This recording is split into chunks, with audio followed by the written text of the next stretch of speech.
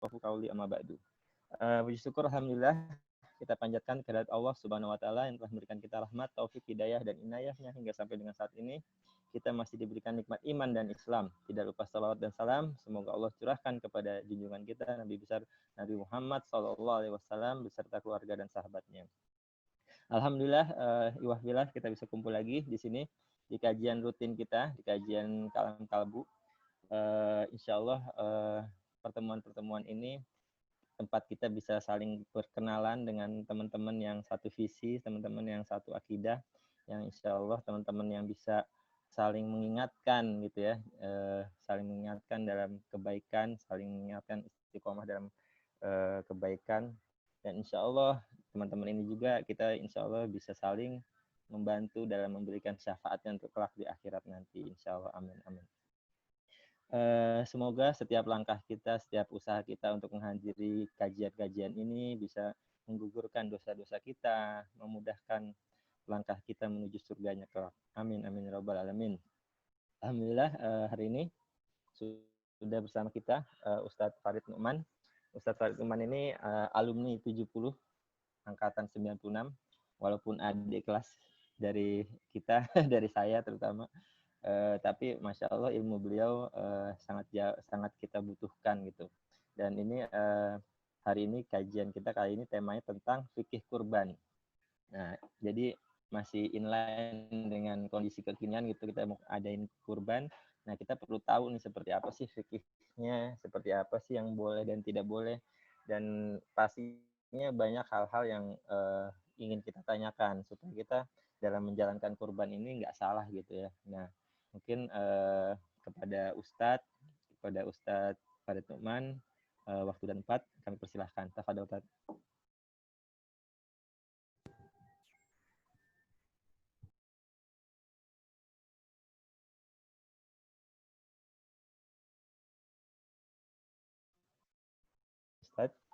Ustadz, tes.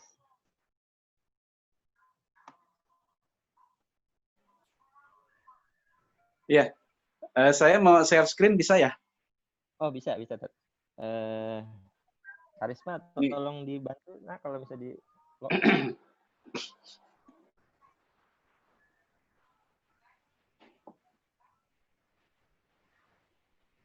Ustadz udah bisa share screen-nya, tombolnya bisa nggak? Bisa. Bisa ya? Bisa. Ya.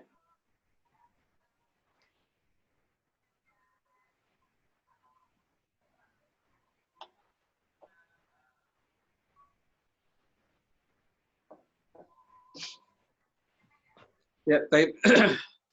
Bismillahirrahmanirrahim. Assalamualaikum warahmatullahi wabarakatuh. Waalaikumsalam warahmatullahi wabarakatuh. Alhamdulillah, assalatu wassalamu ala rasulillah wa ala alihi wa sahbihi wa man wala wa la hawla wa la quwata illa billah, amma ba'd. Ma'asyiral muslimin wal muslimat, ikhwan fiddin wal akhwatil kiram, azanallahu wa iyyakum. Alhamdulillah pada pagi hari ini bisa kembali bersama dengan abang-abang semua ini, ya abang empok ya. Dengan izin Allah kita berkumpul dalam rangka yang pertama kembali ta'liful qulub, mengikat hati kita sebagai sesama muslim, sebagai umat Rasulullah Sallallahu Alaihi Wasallam. Kemudian yang kedua dalam rangka mengkaji ayat-ayat Allah dan sunnah Rasulullah Sallallahu Alaihi Wasallam. Dan ini nikmat besar yang Allah berikan kepada kita di tengah kesibukan kita, di tengah barangkali sebagian kaum muslimin yang rindu situasi seperti ini, tapi mereka terhalang oleh banyak hal. Maka ini patut kita syukuri di tengah lapang waktu atau kesibukan atau kesehatan kita diberikan kesempatan untuk mengkaji yang biasanya dikaji oleh para asatidz kita di pesantren-pesantren mereka atau di kampus-kampus mereka, khususnya kampus-kampus yang ulum syar'i. Nah, kita walaupun barangkali sekolah umum dari SD sampai SMA, bahkan kuliah umum, tapi tidak berarti tertutup kesempatan untuk mempelajari agama kita. Nah, kita akan bahas tentang fiqhul udhiyah, yaitu fikih kurban. Apa dan bagaimana. Jadi, sebenarnya kurban ini bukan ibadah baru ya. Dia ini salah satu syara'u man qablana. Syara'u man qablana artinya syariat sebelum kita. Syariat para nabi sebelum nabi kita. Sebelum Nabi Muhammad sallallahu alaihi wasallam. Ya Allah sendiri menegaskan walikulli ummatin ja'alna mansaka. Kami jadikan setiap umat itu ada ibadah kurbannya masing-masing. Jadi sejak zaman Nabi Adam, khususnya kedua putranya, yaitu Qabil dan Habil, ya mereka pun juga melakukan kurban. Jadi di dalam beberapa kitab tafsir, seperti misalnya tafsir Syekh Abdurrahman bin Nasir As-Sa'di, itu bahwasanya dahulu Qabil dan Habil itu, ya kita tahu mereka dinikahkan secara silang, ya dengan Qabil nikah dengan saudara kembarnya Habil, Habil nikah dengan saudara kembarnya Qabil, silang seperti itu. Namun Qabil tidak terima karena saudara kembarnya Habil ini tidak secantik saudara kembarnya Qabil sendiri. Nah, mereka pun mengadukan hal itu kepada Nabi Adam alaihissalam. Nah, Nabi Adam pun meminta kepada mereka diputuskannya melalui kurban. Siapa yang kurbannya Allah terima, maka dialah yang keinginannya atau keputusannya diterima oleh ayahnya. Akhirnya mereka pun berkurban. Ya, di gunung, mereka ke gunung dua-duanya dengan masing-masing seekor kambing kibas. Dan Allah pun menerima kurbannya Habil dengan cara ya diturunkannya petir atau api yang kemudian melenyapkan kibas tersebut. Kisah ini, jamaah sekalian, rahimani wa rahimakumullah, walaupun tertera, tersebar di banyak kitab-kitab tafsir, namun tidak memiliki sanad. Tidak memiliki sanad yang kuat. Sehingga kita pun tidak bisa memastikannya, sebagaimana kita pun juga tidak bisa memastikan bohongan, kedustaan kisah ini. Tapi inilah kisah yang sering tersebar di antara para ulama kita. Termasuk Syekh Abdurrahman bin Nasir As-Sa'di dalam tafsirnya. Nah, lalu kemudian ibadah kurban ini terus berlanjut hingga ke nabi-nabi setelahnya, terus sampai ke zaman Nabi Ibrahim alaihissalam. Ya, saat itu falamma balagha ma'ahu sa'i. Saat itu usia Nabi Ismail sudah balago. Balago itu udah balik. Ya, udah tidak lagi dikatakan kecil atau anak-anak. Ya, enggak lagi dikatakan bocah lah begitu. As-sa'ya. As-sa'yu itu artinya, kata Imam Ibnu Katsir, dia sudah mampu melaksanakan aktivitas sebagaimana orang dewasa. Seperti berkuda, perjalanan jauh. Saat itu Nabi Ismail sudah mampu melaksanakannya. Jadi ini seolah-olah mengoreksi bayangan atau pemahaman kita dahulu, kebayang itu Nabi Ismail masih bocah banget gitu. Padahal ternyata tidak demikian. Nah, saat itu Nabi Ibrahim berkata kepada dia, "Ya bunayya inni ara fil manam anni azbahu." Wahai anakku, semalam Bapak mimpi, dalam mimpi tersebut Bapak menyembelihmu. Jadi ikhwan akhwat fillah bisa membayangkan. Jadi bukan sekedar membunuh, bukan sekedar misalnya memberikan racun atau menyuruh orang untuk membunuhnya, kita nggak ngelihat sebagai ayahnya. Tapi langsung ayahnya yang menyembelihnya. Ini sembelih kan bahasa sopan. Kalau bahasa kita kan menggorok begitu. Nah, yang seperti ini ya terjadi dalam mimpi seorang nabi. Dan mimpi seorang nabi itu bukan sekedar mimpi, tapi dia juga wahyu. Namun demikian, Nabi Ibrahim alaihissalam ya tetap mengajak bicara anaknya. Enggak mentang-mentang mimpi seorang nabi adalah wahyu, dia tetap mengajak bicara kepada anaknya. Ya, dengan bertanya, "Fanzur madza tara?" Coba lihat nak, apa pendapatmu? Jadi masih diajak diskusi. Ya, tidak langsung komando, ambil pisau sana, saya gorok kamu, tidak. Tapi fanzur madza tara? Apa pendapatmu nak? Maka dijawab oleh Nabi Ismail remaja saat itu, "Ya abati if'al ma tu'mar." Wahai ayahku, lakukan saja perintah yang engkau dapatkan. Satajiduni insyaallah minas sabirin. Niscaya engkau akan mendapatkanku sebagai hamba-hamba yang bersabar. Nah, jamaah sekalian, akhirnya ya terjadilah proses itu. setelah beragam macam godaan, tantangan, setan pun juga tidak tinggal diam, menggoda Nabi Ismailnya, menggoda ibunya Hajar, ya, hingga sampainya mereka datang ke Jabal Kurban, ya, hampir terjadi proses penyembelihan, ya, Allah ganti dengan wa fadainahu bidzubhin azim. Kami tebus, kami ganti dengan sembelihan yang besar. Di dalam Al-Quran, itu tidak diceritakan sembelihan besar itu apa. Apakah unta, sapi, atau kambing, kibas. Tidak. Lalu kenapa guru-guru kita di rumah-rumah, di kampung-kampung, di sekolah-sekolah, waktu kita kanak-kanak dulu menceritakan Allah ganti dengan kambing kibas. Dari manakah sejarahnya kambing kibas ini? Informasi ini dari mana? Imam Ibnu Katsir di dalam tafsirnya, ya, beliau menceritakan kibas tersebut sudah Allah sediakan, persiapkan 40 tahun sebelum hari H. Itu kambing kibas yang Allah sediakan di surga. Ini penjelasan dari Ibnu Abbas. Kenapa kita ambil dari Ibnu Abbas? Ibnu Abbas ini oleh para sahabat Nabi sendiri dijuluki dengan turjumanul Quran, yaitu penterjemah Quran.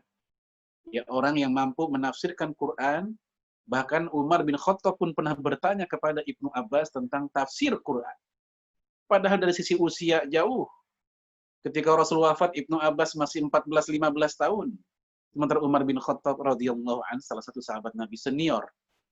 Ibnu Abbas pernah didoakan oleh Rasulullah, Allahumma faqihu fid din wa 'allimhu ta'wil. Ya Allah, ajarkanlah anak ini agama dan ajarkan dia ilmu ta'wil, ilmu tafsir Quran. Sementara Imam Abul Hasan Al-Mawardi dalam tafsir An-Nukat wal Uyun, beliau mengutip dari Ibnu Abbas ada dua riwayat. Yang pertama, ya, kata Ibnu Abbas, itu kambing kibas yang 40 tahun disimpan di surga, ya, sebelum hari H.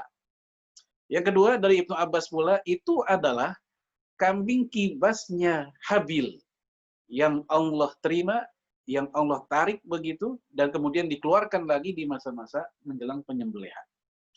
Adapun Hasan Al-Basri menjelaskan ayat itu, wa fadainahu bidzubhin azim tadi, bahwa kambing tersebut adalah kambing dunia, bukan kambing surga. Walhasil jamaah sekalian, ya, terjadi keragaman pendapat atau penjelasan para ulama kita tentang asal muasal kambing tersebut. Tapi mereka sepakat itu adalah kibas. Tapi tentang dari manakah kambing kibas tersebut, terjadi perselisihan pendapat di antara para mufassir Islam. Nah, kenapa ini terjadi perbedaan asal muasalnya?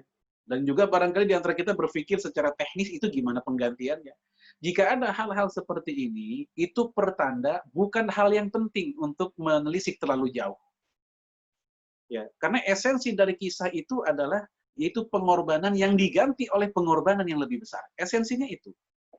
Ya, ketika ada seseorang yang mengorbankan hartanya untuk berkurban, maka yang demikian itu tidak akan pernah rugi bagi dia. Oleh karena itu, di dalam hadis Imam Bukhari, Rasulullah alaihi salatu wassalam menyebutkan ada dua malaikat yang setiap subuh berdoa. Doa yang pertama, malaikat pertama berdoa, Allahumma a'ti munfiqan khalafa. Ya Allah, untuk orang yang hari ini bersedekah, berinfak, khalafa. Kasih gantinya harta orang itu. Jadi nggak akan ada jatuh miskin, rugi gara-gara bersedekah, termasuk gara-gara berkurban. Sementara malaikat yang satu lagi berdoa, Allahumma a'ti mumsikan talafa.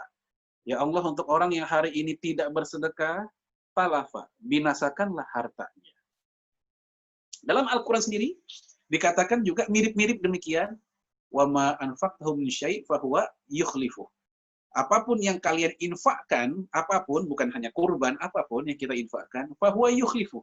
Allah lah yang akan memberikan gantinya. Dan ganti dari Allah itu beragam.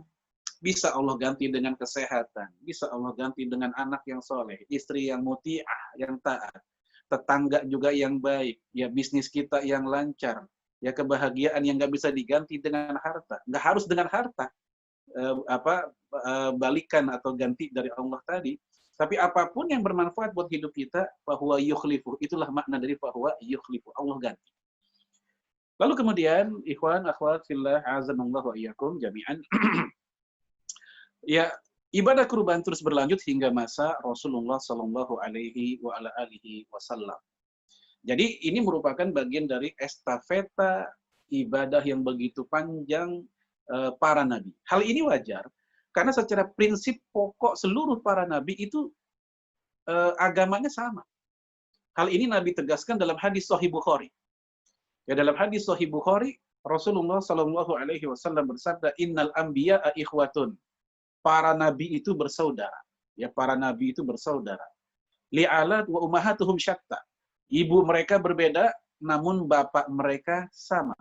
Wa dinuhum wahid, dan agama mereka pun wahid, satu. Jadi agama mereka satu, sama agama tauhid, ya dengan pokok-pokok syariat juga yang sama. Ya, yang berbeda itu rincian-rinciannya saja. Haji zaman dulu ada, zaman kita juga ada. Perbedaan haji zaman dulu sudah dinodai cara-caranya dengan cara-cara yang kotor. Wa makana salatuhum indal baiti illa muka wa tasdiyah. Ya, tawafnya mereka di Baitul Haram, di Ka'bah, nggak bukan hanya tepuk tangan dan siulan. Ini gambaran tentang ibadah haji orang Arab jahiliyah. Hajinya sudah ada, tapi tata caranya seperti itu mereka. Ya, tentang apalagi zakat. Zaman dulu sudah ada zakat, tapi dengan spesifikasi harta yang tidak sama seperti zaman kita. Ya, belum lagi masalah asnafnya, ya zaman dulu tidak ada. Dan lain-lain. Itu yang saya katakan tadi, itu namanya syar'u man qablana, syariat para nabi sebelum nabi kita, yang tetap menjadi syariat kita. Karena ada juga syariat para nabi selain nabi kita yang udah nggak lagi jadi syariat kita. Ya, syariat para nabi sebelum nabi kita yang sudah dihapus. Seperti misalnya ya kebolehan tadi pernikahan masih satu keluarga. Seperti yang terjadi di masa-masa awal manusia. Ini sudah nggak lagi berlaku. Kemudian juga di zaman Nabi Sulaiman bertengger banyak patung-patung makhluk bernyawa. Patung makhluk hidup. Di istana Nabi Sulaiman pun juga ada. Tapi hal ini sudah nggak boleh lagi di masa Rasulullah Shallallahu Alaihi Wasallam. Karena di zaman Nabi Sulaiman, jangankan patung, jin pun menjadi pengawalnya. Ya, saat itu tidak dipermasalahkan. Tapi saat ini tidak demikian. Ya, Rasul mengatakan dalam hadis Imam Abu Daud, ya dengan sanad yang sahih, Innal malaikata la tadkhulu baitan fihi surah wal kalb. Sesungguhnya para malaikat, mereka tidak memasuki rumah yang di dalamnya terdapat surah. Surah itu lukisan, gambar, atau juga timsal, patung-patung, makhluk bernyawa. Wal kalb, dan juga adanya, mohon maaf, anjing. Yaitu rahmat, malaikat pemberi rahmat. Yang bukan malaikat maut. Malaikat maut nggak terhalang oleh itu.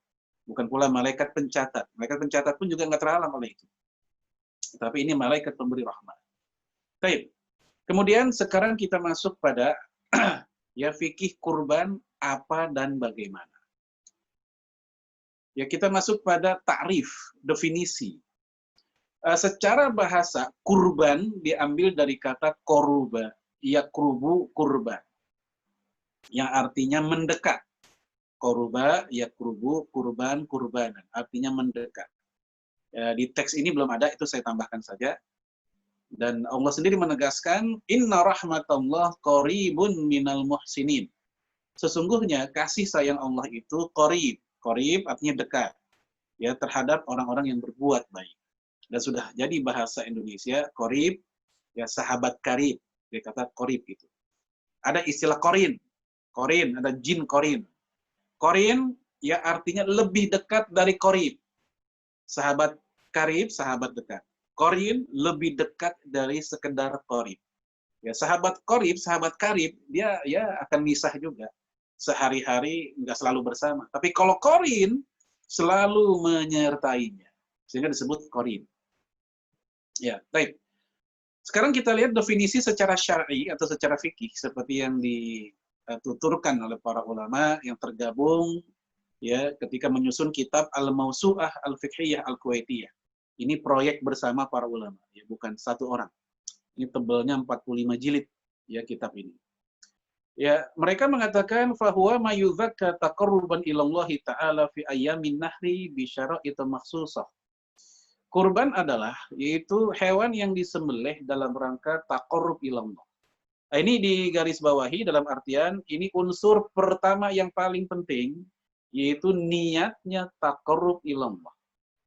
Fi ayamin nahri, dilakukannya di hari-hari penyembelihan. Ini unsur kedua, yaitu waktunya spesifik, hanya di hari-hari penyembelihan. Bisyara'id, ya, makhsusah, dengan syarat yang khusus. Maksudnya, hewannya khusus, tidak semua hewan. Maka di paling bawah sudah saya warnakan merah itu. Jadi ada 3 unsur utama dalam ibadah kurban. Jenis hewan, kemudian waktu, dan niat. Salah satunya tidak ada, ya gugur salah satunya, maka batal keseluruhannya. Waktunya sudah benar, ya niatnya juga sudah benar, lillahi ta'ala taqarrub ilallah, tapi jenis hewannya salah. Ya, bukannya hewan kurban al-an'am, tapi dia yang lain. Atau hewannya sudah benar dan hewannya pun sudah masuk syarat, tapi waktunya bukan waktu-waktu kurban, juga tidak dikatakan sah berkurban. Atau jenis hewannya benar, waktunya benar, tapi niatnya ya bukan untuk kurban, tapi untuk akekah. Apalagi sekedar niat untuk dimakan saja, maka nggak jatuh kurban. Maka di situ kita lihat di teks tersebut itu dikatakan, yaitu wa kadzalika mayudzaka bi niyatil aqiqah anil maulud. Demikian juga orang yang berniat untuk akekah bayinya, maka itu enggak dianggap kurban. Ini pandangan umumnya para ulama, kecuali mazhabnya Imam Ahmad bin Hambal. Dalam mazhab Imam Ahmad bin Hambal, Hambaliyah, bahwasanya 1 ekor itu bisa diniatkan 2 kepentingan, baik untuk akikah maupun kurban. Bahkan beliau sendiri pernah mempraktekkan hal itu, seperti yang diriwayatkan atau disebutkan oleh Imam Ibnu Qayyim dalam kitab Tuhfatul Maudud. Bahwasanya ketika anaknya bernama Abdullah, ya anak Imam Ahmad, dia ingin diakikahkan, ternyata bertepatan dengan masa atau hari-hari kurban, maka Imam Ahmad menyembelihnya dengan 2 niat tersebut, kurban sekaligus akikah.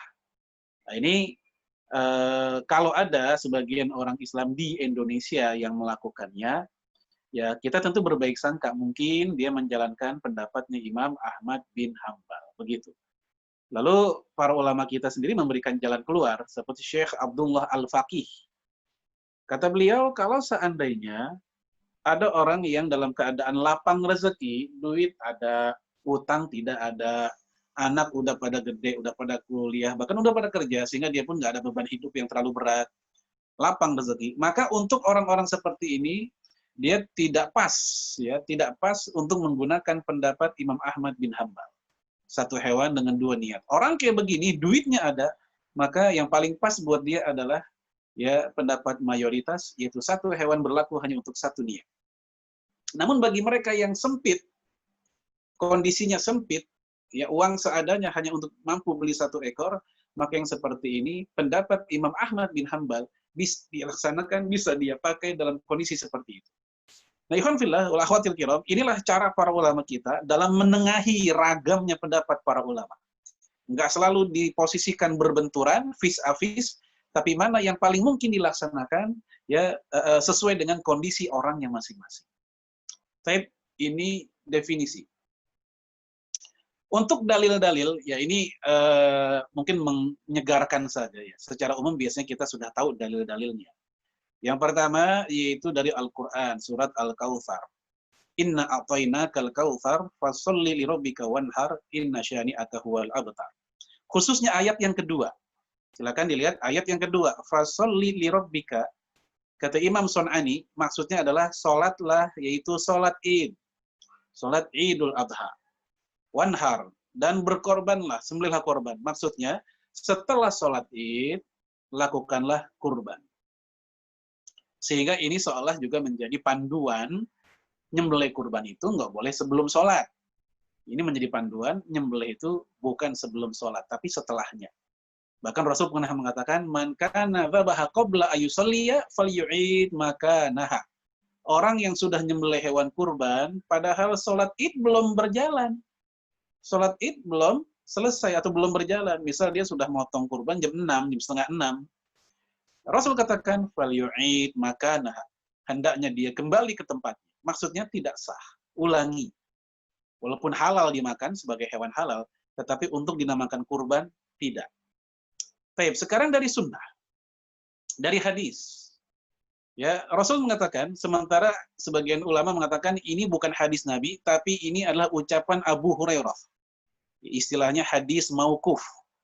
Hadis itu ada hadis mauquf, ada hadis marfu.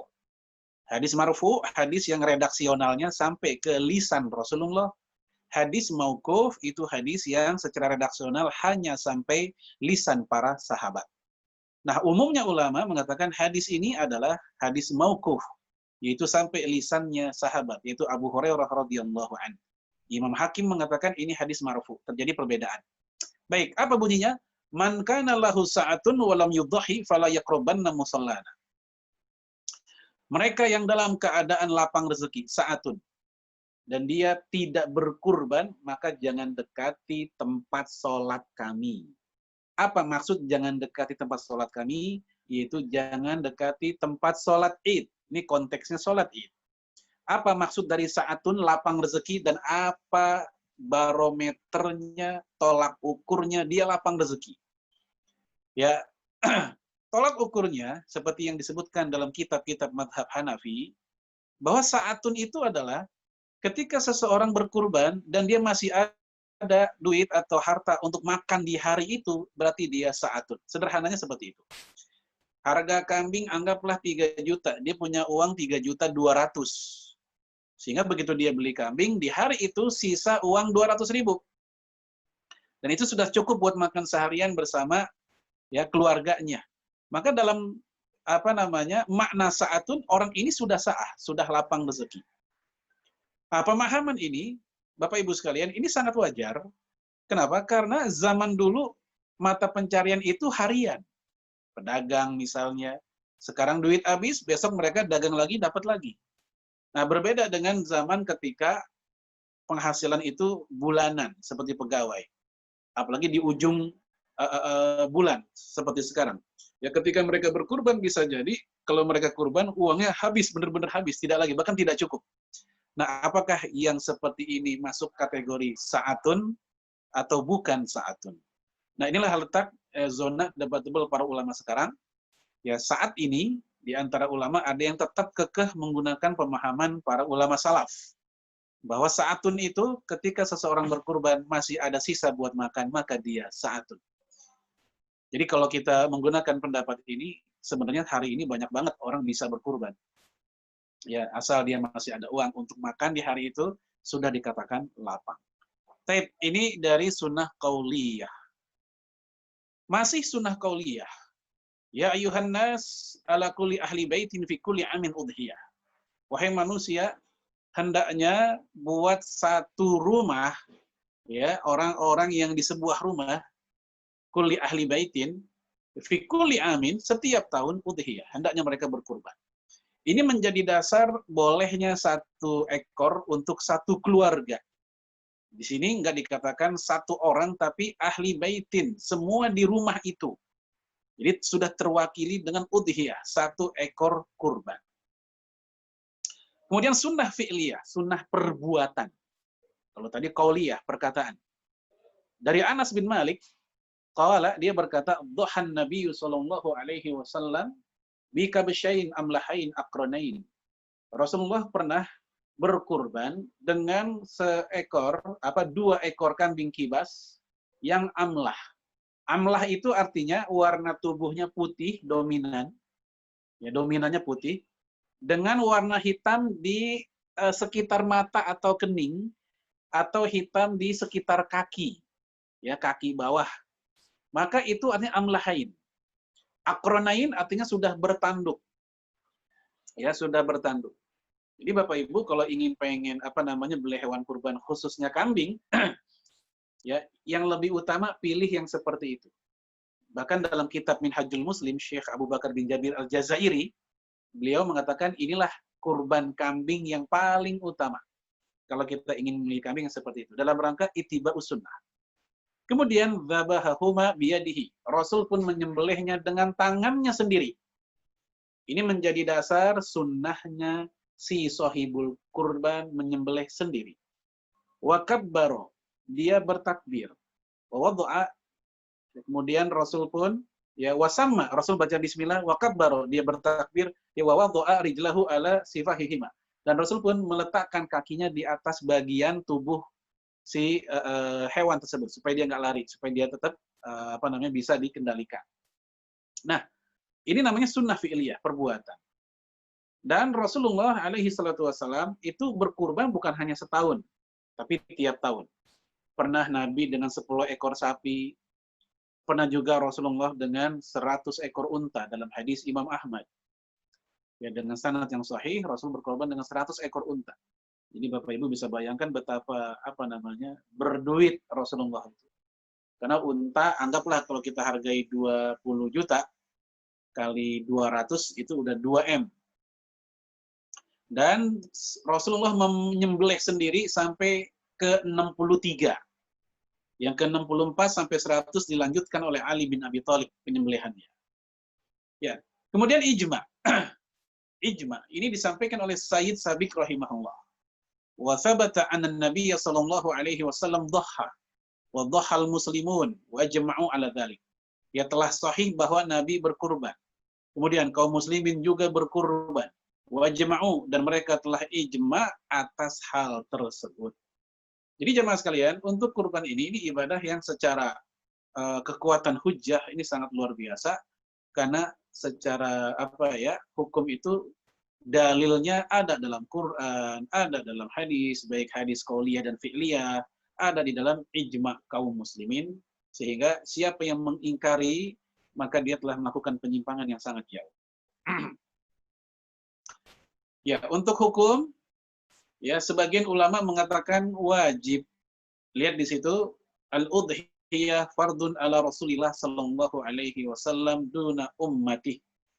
Ya, bahwasanya ini wajib bagi Rasulullah, bukan umatnya.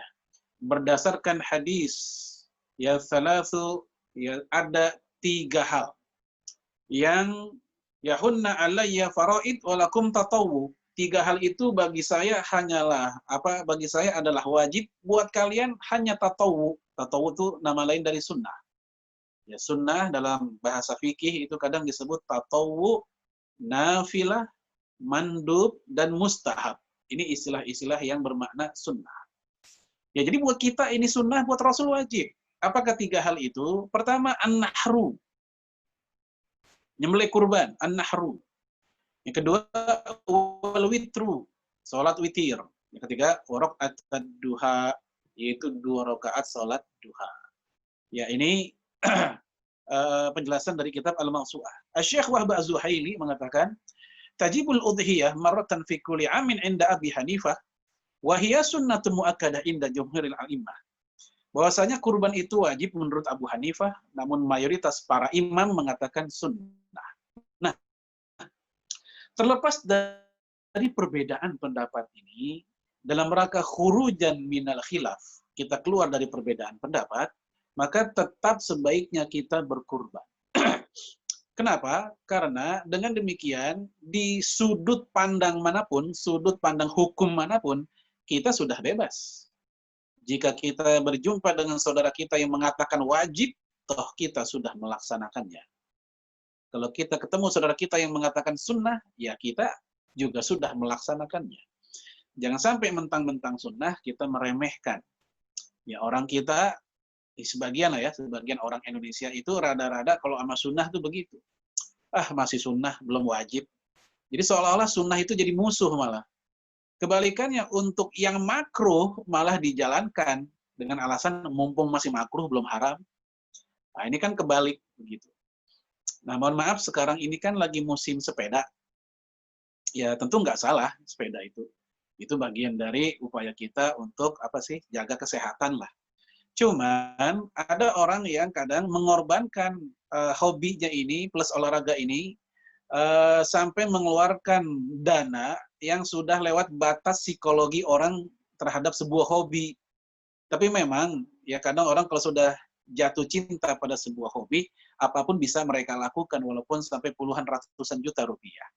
Tapi bagi seorang muslim yang paham hakikat kehidupan bahwa itu hanyalah dekorasi kehidupan saja sebenarnya, bukan hal yang prinsip dalam kehidupan kita, Harusnya dia paham bahwa yang seperti itu cukuplah saatan-saatan saja. Yang penting bisa goes walaupun dengan sepeda yang biasa saja.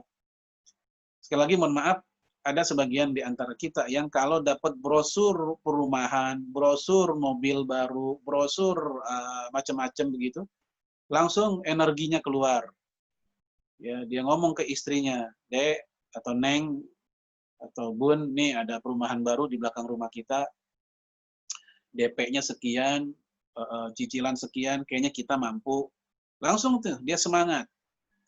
Ya, ini ada mobil juga nih, mobil kita udah lama berpenyakit, ya lebih sering masuk bengkel dibanding kita pakai.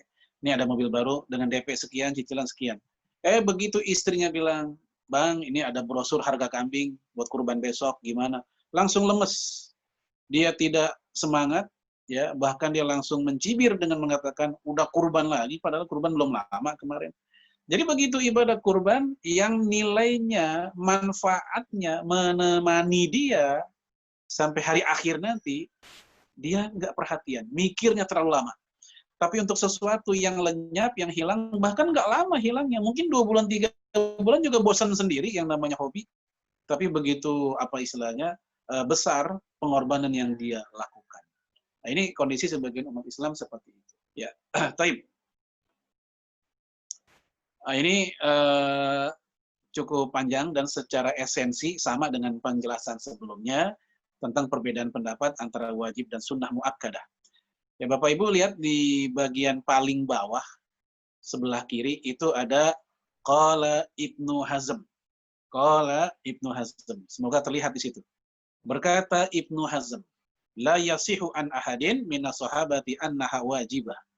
Ya tidak ada yang sahih dari seorang pun sahabat Nabi ya bahwa itu adalah wajib. Jadi seakan-akan ini penegas, tidak ada yang sahih dari seorang sahabat Nabi bahwa itu adalah wajib. Jadi pendapat yang bilang wajib Abu Hanifah ya, itu pendapat yang menyendiri ya dari imam 4 mazhab tersebut. Tambahan dalil. Ini dalil ini dijelaskan oleh Imam Syafi'i. Ya, bunyinya hadisnya idza dakhalatil ashru wa arada ahadukum ayudhiya fala yamassa min sya'rihi wa basharihi syai'a. Jika memasuki 10 hari Dzulhijjah dan salah seorang kamu ingin berkurban, maka jangan dia memotong rambut dan kukunya sedikit pun. Ini dari hadis ini banyak pelajaran ya, banyak fikih yang bisa kita ambil. Pertama, kata Imam Syafi'i, dikutip oleh Imam Nawawi. Wa qala Syafi'i hadza dalilun anna tadhiyata laysat biwajibah. Ini menjadi dalil kurban tidak wajib. Dari mana? Sisi mananya kurban kok nggak wajib? Di qaulihi sallallahu alaihi wasallam wa aroda. Kalimat wa aroda itu kalau kamu berkehendak. Jadi seolah-olah ibadah kurban itu dibebaskan, dikembalikan kepada kehendak kita. Maka dikatakan wa aroda ahadukum, kalau kalian pengen kurban, ya faja'alahu mufawadhan. Ya mufawadhan artinya diserahkan. Ila irodatihi, kepada kehendak si yang punya duit. Hatta yudhiyah, sampai dia berkurban. Jadi nggak sampai dikatakan kurbanlah, tapi jika pengen berkurban. Sehingga kata Imam Syafi'i ini menunjukkan kalimat dia tidak wajib. Kemudian fala yamassa min sya'rihi, jangan memotong ya rambut. Ini rambut yang mana? Rambut siapa? Dan kuku siapa? Ya, ada broadcast yang menyebut ini rambut dan kuku kambingnya. Ya. Nah, ini pendapat ini perlu kita komentari atau koreksi. Imam Nawawi mengatakan rambut di sini bukan hanya rambut kepala. Ya, asy-sya'r dalam hadis ini bukan hanya rambut kepala, bukan hanya sya'ru ra'si, tapi juga al-ibid, mohon maaf ya, ketiak, kemudian kumisnya, ya apalagi jenggotnya, dan juga termasuk kemaluan kata Imam Nawawi. Maka penjelasan ini mengarah pada siapa? Manusianya. Karena mana ada orang kepikiran ya mencukur rambut kemaluan kambing misalnya, nggak kepikiran ke sana-sana. Dan memotong kuku kambing, gimana cara motongnya juga susah gitu. Oleh karena itu penjelasan Imam Nawawi ini tegas, jelas bahwa ini maksudnya ke manusianya, ke kita, sohibul kurban. Bukan untuk keluarganya, cukup sohibul kurban saja. Dan larangan ini jumhur mengatakan bukan larangan bermakna haram. Bukan larangan bermakna haram. Seperti yang dikatakan oleh Imam Syafi'i dan Imam Malik itu makruh. Sementara Abu Hanifah mengatakan tidak makruh. Imam Malik dalam riwayat lain mengatakan juga tidak makruh, yang mengharamkan Imam Ahmad bin Hambal. Jadi imam 4 mazhab itu ketika memahami hadis ini berbeda-beda. Ya, kenapa kok bisa berbeda? Karena hadis ini ketika melarang tidak menyebutkan apa salahnya, apa dosanya, dan apa siksanya. Sekedar ngelarang, jangan mencukur rambut dan kuku. Tapi kok nggak disebutin apa dosanya? Nah itu ada kaidah bagi mereka, jika ada larangan tanpa disebut apa dosanya, apa siksanya, biasanya larangan tersebut larangan adab. Maksimal makruh. Contoh, ya larangan tidur tertelungkup. Tidur tengkurap lah begitu ya. Larangannya ada dalam hadis Imam Abu Daud.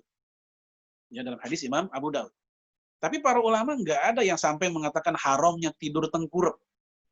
Mereka mengatakan makruh atau itu ya larangan adab. Atau misalnya ketika Rasul berjumpa dengan Abu Quhafah, ayah dari Abu Bakar As-Siddiq radhiyallahu anhu. Rambutnya sudah putih semua, Rasul berkata kepada mereka, "Ghayyiru hadza bisyai'." Ubahlah rambut orang ini, ya maksudnya disuruh semir gitu. Wajtanibu as-sawad, dan jauhilah warna hitam. Ada larangan, jauhi warna hitam. Ternyata jumhur mengatakan maknanya bukan haram, tapi makruh. Ya, dan terbukti dari para sahabat Nabi yang juga menyemir hitam. Ada sahabat Nabi menyemir hitam. Utsman bin Affan. Ya, siapa yang nggak kenal dia? Radhiyallahu anhu. Dia asabiqun al-awwalun. Mughirah bin Syu'bah radhiyallahu anhu. Al-Hasan bin Ali radhiyallahu anhuma. Ya, ini cucu Nabi, sekaligus sahabat Nabi. Dia pun juga menyemir rambutnya dengan hitam. Hasan al-Basri juga dengan hitam. Maka jamaah sekalian, ini menjadi tanda kalau memang itu haram, pasti mereka orang pertama yang akan menghindarinya. Tapi ternyata tidak. Maka ini tanda larangan, nggak selalu bermakna haram. Nah itu, ya larangan tersebut seperti itu. Ada beberapa pandangan para ulama. Untuk keutamaan, ya dia masuk kategori menghidupkan sunnah para nabi, sunnah Abul Anbiya, ya Nabi Ibrahim alaihissalam.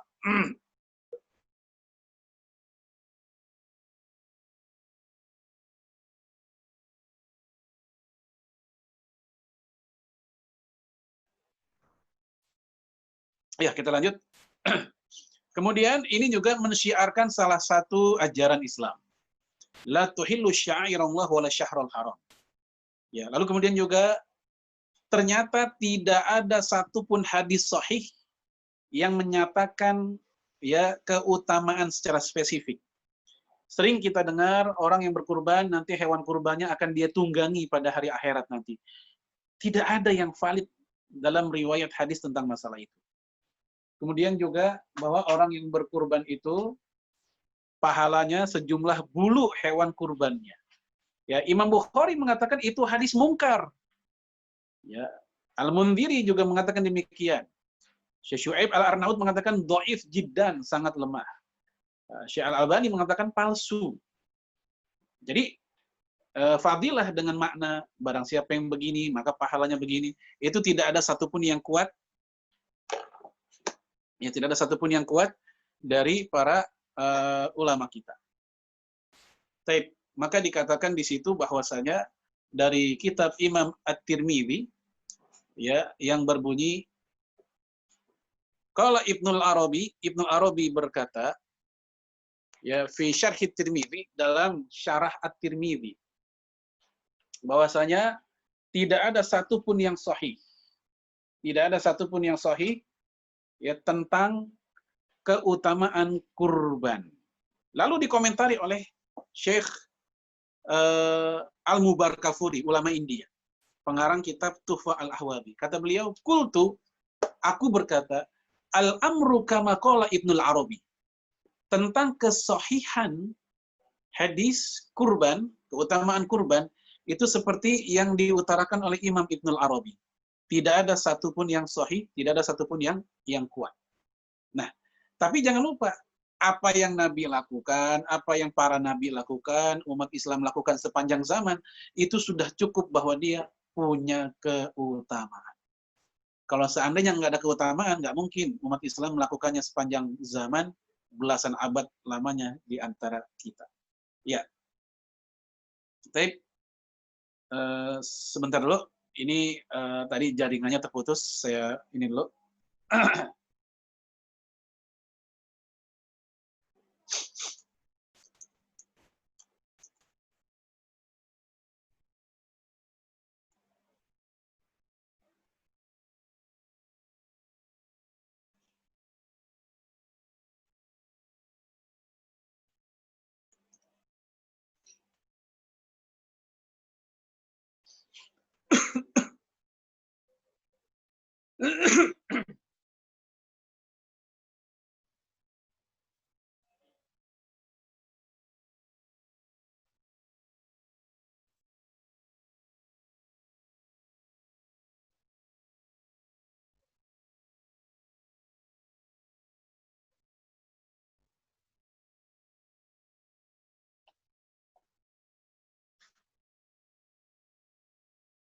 Ya, kita lanjut.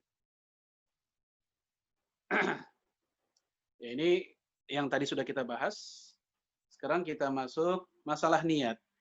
Prinsipnya niat itu, ya ini sudah kita bahas di awal tadi ya, niat kurban itu harus ada taqarrub ilallah, karena dia syarat sahnya. Pada prinsipnya niat itu sudah ada sejak awal-awal kurban. Ketika seseorang beli hewan kurban, membawa hewan kurban itu ke panitia, jelas itu udah niat kurban. Panitia pun nggak usah pakai nanya, mau ngapain Pak, mau diaduk misalnya. Nggak usah. Orang juga tahu itu udah kurban, dia pengen kurban.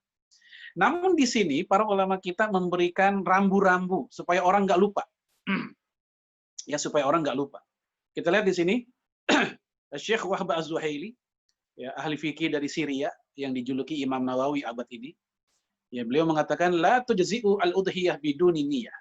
Tidak sah yang namanya kurban tanpa niat. Li'anna dzabaha qad yakun lillahmi wa qad yakun lil qurbah. Wal fi'lu la yakun qurbatan biduni niyah. Ya, kata beliau, yang namanya orang nyembelih hewan kurban, menyembelih hewan, pasti dagingnya tuh ada dua model. Ada sekedar daging saja yang buat sehari-hari kita makan, ada daging yang menjadi kurban. Nah, supaya daging itu menjadi kurban, maka la yakun qurbah biduni niyah, mesti ada niat. Dan niat itu tempatnya di hati. Kita lihat selanjutnya, washtaratu Syafi'iyah wal Hanabilah an takuna niyah inda dzabhil udhiyah. Ya, golongan Syafi'iyah dan Hanabilah mensyaratkan bahwa niat itu sengaret-ngaretnya, sengaret-ngaret adanya niat adalah menjelang penyembelihan. Jangan sampai hewan kurban kita udah disembelih, udah diseset-seset, udah dipotong-potong, baru kita niat saya pengen kurban. Lah tadi apa namanya? Maka sengaret-ngaretnya itu sebelum penyembelihan.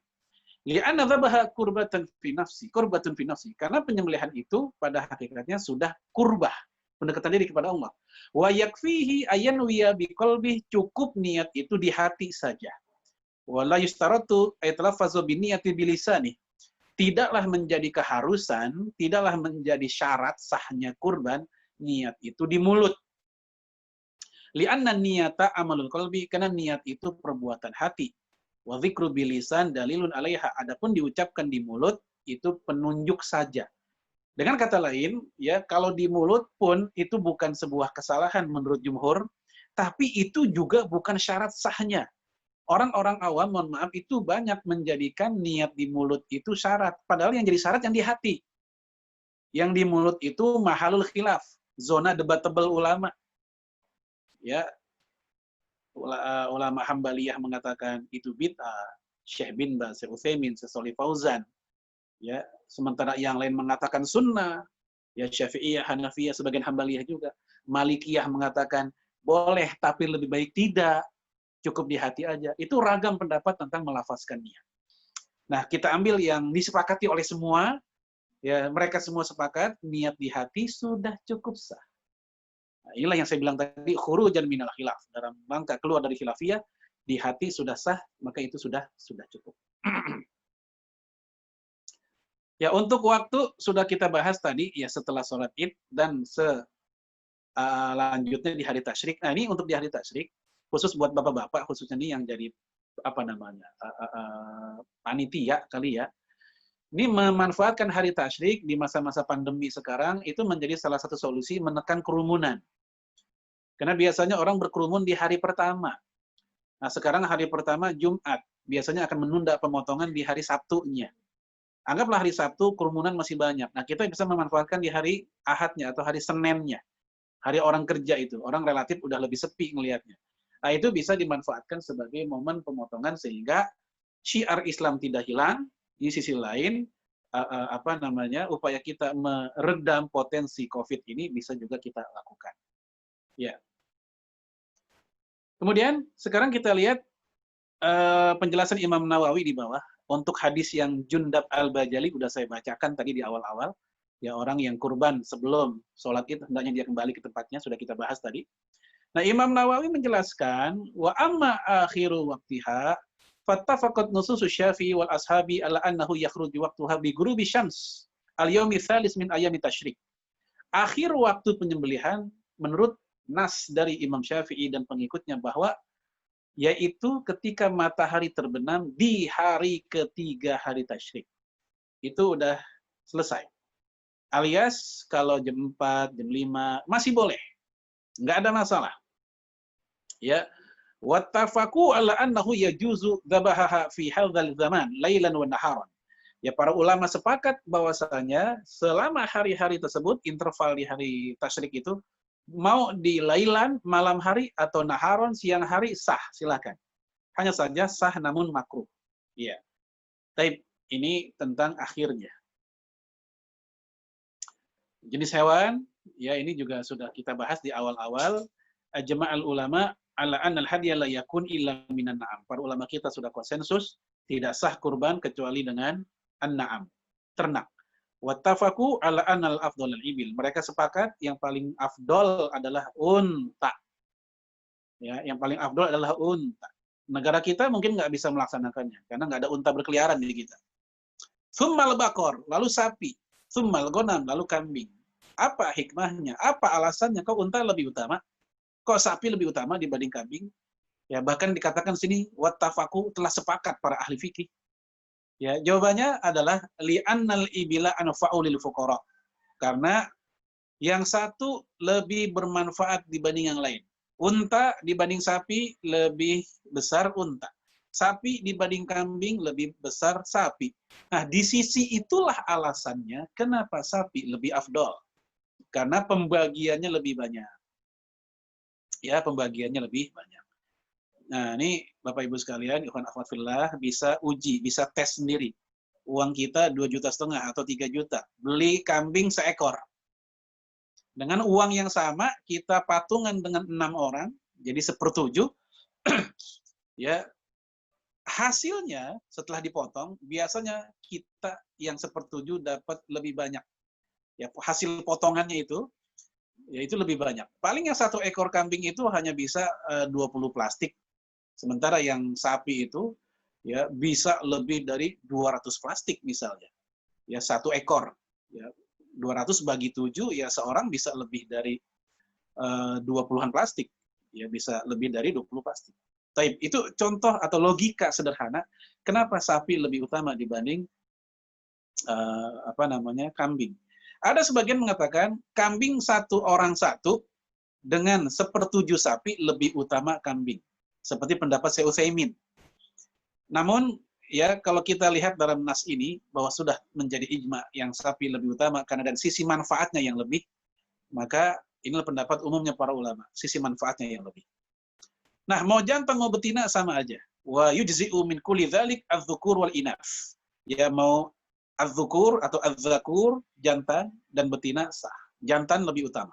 Ya, jantan lebih utama. Betina tetap sah. Syarat hewan layak kurban. Ya, situ ada 2 syarat. Pertama, syarat dari sisi usia yang sudah masuk. Syarat usia dan syarat kesehatan. Secara global ada 2. Ya, domba minimal 6 bulan, kambing biasa, ya kambing Jawa lah, itu 1 tahun, ya unta 5 tahun, sapi 2 tahun. Ini perlu ditanyakan dulu saat kita membelinya. Syarat kesehatan. Ayyakuna salima. Hendaknya benar-benar sehat. Salima ini bisa bermakna sehat, bersih juga, bebas dari penyakit lah pokoknya. Fala tujzi'u fihil aura, tidak sah aura. Aura artinya buta sebelah, ya, buta salah satu matanya, apalagi dua-duanya. Walal arja, demikian juga tidak sah yang pincang. Salah satu kakinya pincang, apalagi dua atau empat-empatnya. Bagaimana kalau sudah sembuh? Ya, itu kambing lompat dari mobil bak, jatuh, tergelincir, dia apa namanya istilahnya, terkilir gitu, jalannya pun pincang. Tapi kemudian 2 hari, 3 hari udah normal lagi, ini nggak ada masalah. Ya, walal jurba, penyakit kulit tidak sah. Periksa benar-benar. Bibirnya lihat, matanya lihat, kakinya semua lihat. Kalau sehat walafiat ambil. Ya, kalau enggak, walaupun ada sedikit saja demi kehati-hatian, kita enggak ambil yang itu. Walal ajfa kurus. Kurus. Ya, nampak betul tulang-tulangnya. Ya, ini tinggalkan. Nah, ini 4 hal yang bisa menghalangi keabsahan syarat dari hewan layak kurban. Bagaimana dengan maksurah fil qarn? Maksurah patah, qarn tanduk. Ya, untuk patah tanduk atau robek telinga, mayoritas ulama mengatakan tetap sah. Ya, kecuali dalam mazhab Hambali. Termasuk pengarang kitab Minhajul Muslim, Syekh Abu Bakar bin Jabir Al-Jazairi, kalau tanduk itu patah sejak dari pangkalnya, jadi dari pangkal tuh yang paling dalam lah gitu, dari akarnya gitu, maka yang seperti itu tidak sah. Tapi mayoritas ulama mengatakan tidak ada masalah. Karena nggak ada orang makan tanduk. Dan sama sekali tanduk patah itu atau tanduk hilang, tidak sama sekali mengurangi keindahan kambing tersebut.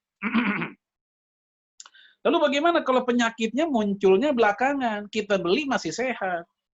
Kita beli 5 hari sebelum hari H. Kita titipin ke panitia. Di panitia ternyata itu kambing berantem. Kena hujan, sakit, atau kurang diurus, kurang makan, dan seterusnya. Nah, yang seperti ini, ya para sahabat Nabi, seperti yang diceritakan oleh Al-Hasan, itu tidak mempermasalahkan. Kalau penyakitnya atau kondisi berubah badannya setelah kita beli. Itu disebutkan dalam riwayat Sa'id bin Mansur.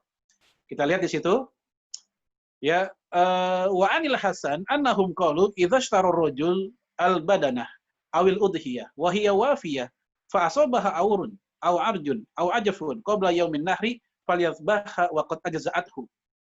Artinya Al-Hasan berkata bahwa para sahabat Nabi yang mengatakan jika seseorang beli sapi, beli unta, beli kambing ya dalam keadaan wafiyah, sehat, lalu kemudian kena penyakit, ya buta sebelah atau pincang atau jadi kurus, dan kejadiannya sebelum hari H, tetaplah disembelih dan itu tetap sah. Ya, ini kalau kondisinya ya bukan dari dia beli di peternaknya. Ini dikatakan oleh para sahabat ya dalam riwayat Imam Sa'id bin Mansur.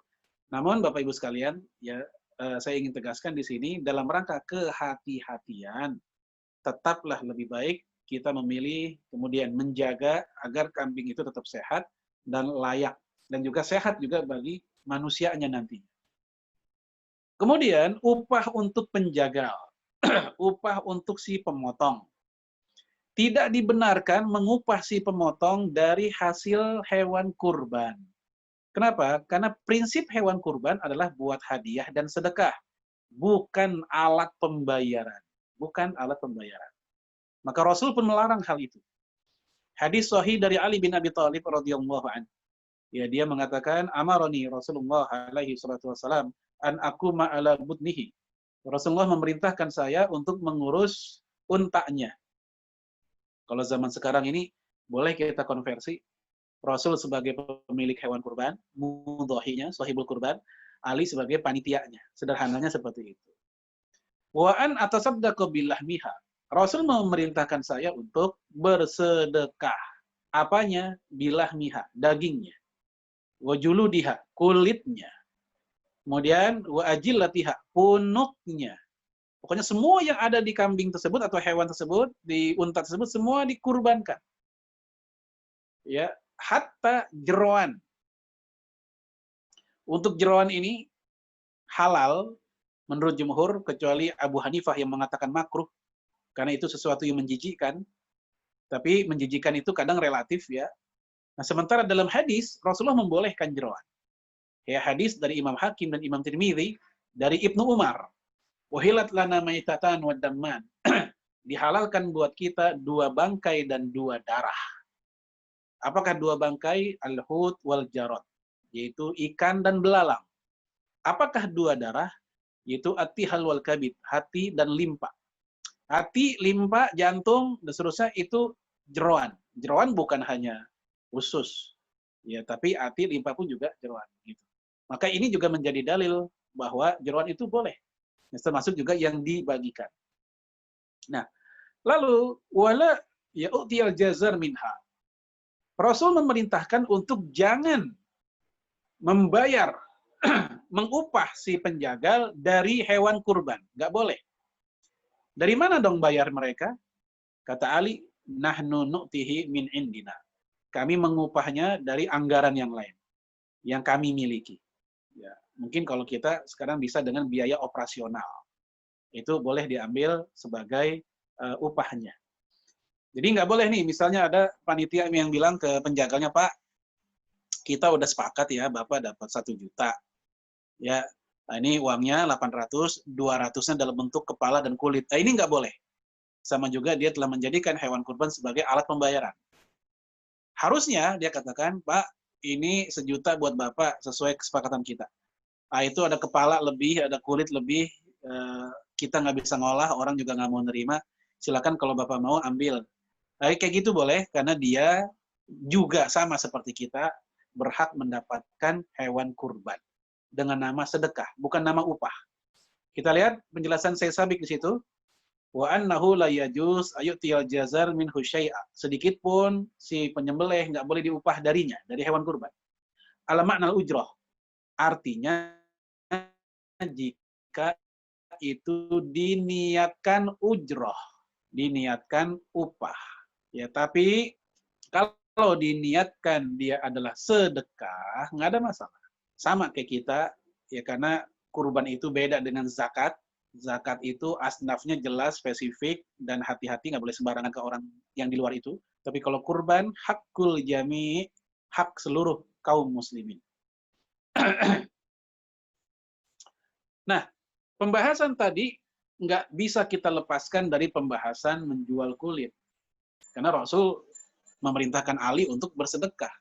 Sehingga kata para ulama, contoh dalam kitab Taksisul Ahkam, at-tasaddaqu bi jami'il hadyi wa kullu ma yattasilu bihi. Sedekah itu adalah dengan seluruh bagian hewan kurban. Ya, seluruh bagian. Dan setiap yang bersambung, yattasilu bihi, yang bersambung dengan hewan tersebut. Semua disedekahkan. Lalu hadis tadi dikomentari oleh Imam Al-Aini, wa fihi man istadalla bihi ala man'i bai'il jild. Ya, dalam hadis tadi menjadi dalil bagi mereka yang mengatakan larangan menjual kulit. Qala Al-Qurtubi wa fihi dalilun ala anna juludal hadyi wa jilalaha la tuba. Al-Qurtubi mengatakan ini menjadi dasar bahwa kulit dan daging dan seterusnya nggak boleh dijual belikan. Lihat fiha ala lahmi, karena kulit, tulang dan seterusnya itu masih nyatu. Dia bagian dari daging juga. Maka dia terlarang. Wattafaqu ala anna lahmaha la yubah. Dan mereka juga sepakat daging nggak boleh dijual. Nah, ikhwan akhwat fillah hazallahu yakum, ini larangan buat siapa sih? Ini larangan berlaku untuk pertama buat sohibul kurban, si pemilik. Ya, kurban ya kurban, jangan dijual gitu. Yang kedua, ini larangan berlaku untuk si panitia, sebagaimana konteksnya zaman dulu Ali bin Abi Thalib yang diamanahi oleh Rasulullah. Ali dilarang menjualnya. Maka panitia juga dilarang menjualnya. Terus bagaimana mensiasatinya? Kalau kita mendapatkan sampai berton-ton kulit, ya kepala juga sampai puluhan, kita juga melihatnya juga gimana gitu, ngeliat kepala berselakan begitu kan. Akhirnya gimana nih? Kita masih bisa mensiasati dengan sedekahkan saja itu kulit ke misal salah satu panitia atau ke DKM masjid sehingga itu menjadi milik pribadi atau menjadi milik inventaris masjid misalnya. Nah, ketika sudah jadi milik, udah bebas, terserah mau dijual, boleh. Ya, jangankan kulit, daging kurban pun kalau kita banyak dapat, terlalu banyak dapat, dan kita pun, apa istilah orang kita tuh, blenger lah begitu ya, saking banyaknya, akhirnya kita jual aja deh. Yang kayak begini boleh, karena sudah menjadi milik. Yang nggak boleh ketika itu konteksnya dijual oleh panitia atau si pemilik kurbannya. Lalu kalau uangnya ingin dipakai buat masjid, untuk sedekah lagi, atau untuk operasional kurban, ya nggak ada masalah. Taib ya. Ya, ini kita lewatin, ini sama pembahasannya. Kemudian kita masuk cara pembagian.